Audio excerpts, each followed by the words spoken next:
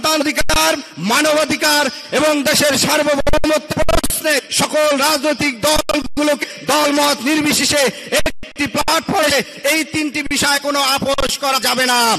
BNP আয়োজিত গণ অভ্যুত্থান 2024 জাতীয় ঐক্য এবং গণতান্ত্রিক অভিযাত্রার আলোচনা সভা এবং একই সাথে গণ অভ্যুত্থানের শহীদ পরিবারের সম্মানে যে অনুষ্ঠান, এই অনুষ্ঠানে উপস্থিত বিএনপির ভারপ্রাপ্ত চেয়ারপারসন জনাব তারেক রহমান, প্রধান অতিথি হিসাবে উপস্থিত আছেন দেশনেত্রী বেগম খালেদা জিয়া, সাবেক প্রধানমন্ত্রী, এছাড়া বিএনপির স্থায়ী এবং কেন্দ্রীয় কমিটির নেতৃবৃন্দ, বিগত 15 বছর ধরে ফ্যাসিবাদ বিরোধী লড়াইয়ের বিভিন্ন রাজনৈতিক দলের নেতৃবৃন্দ, উপস্থিত শহীদ পরিবার এবং আহত সহযোদ্ধা সবাইকে জাতীয় নাগরিক পার্টির পক্ষ থেকে শুভেচ্ছা।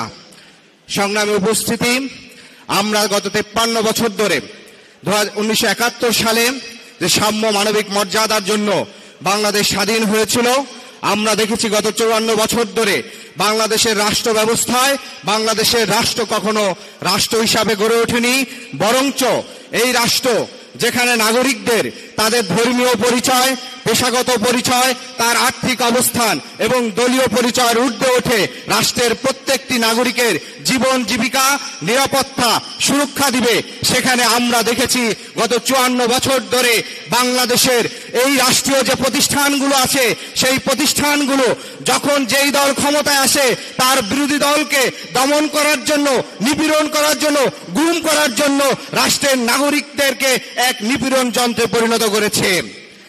এবং আমরা দেখতে পাই গত 15 বছর এই ফ্যাসিবাদী রাষ্ট্র কায়দায় প্রতিবেশী রাষ্ট্রের সহযোগিতায় বাংলাদেশ আওয়ামী লীগ যে খুনি গণহত্যাকারী দল, গত 15 বছর ধরে বিরোধী দলগুলোর 10,000-এর অধিক গুম, খুন, বিচার বহির্ভূত হত্যাকাণ্ড ঘটিয়েছে এবং একই সাথে সর্বশেষ জুলাই আগস্টে 2000-এর অধিক মানুষকে শহীদ করেছে।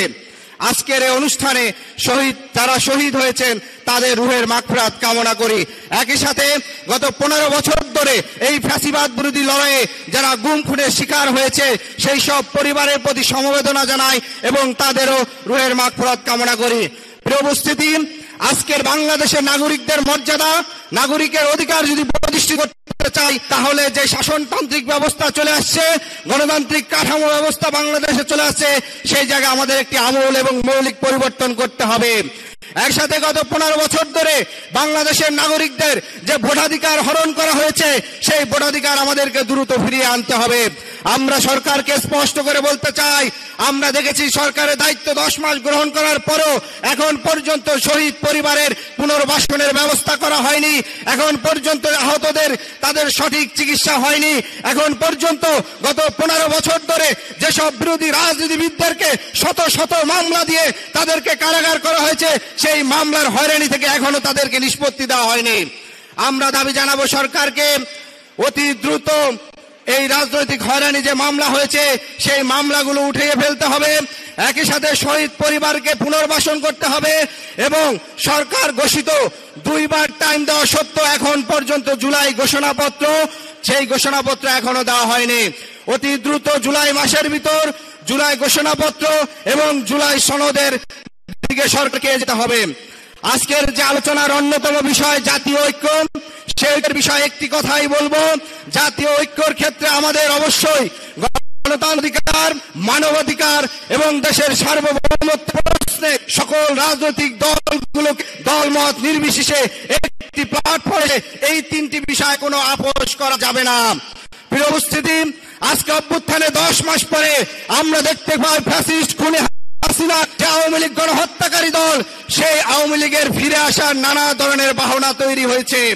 আমরা দেখতে পাই জুলাই আগস্ট গণ অভ্যুত্থানে ফ্যাসিস্ট সরকারকে উৎখাত করে যে জনতা আওয়ামী লীগকে বাংলাদেশ থেকে বিদায় করেছে, নানা ফরম্যাটে নানা বেশে আসার চেষ্টা করছে।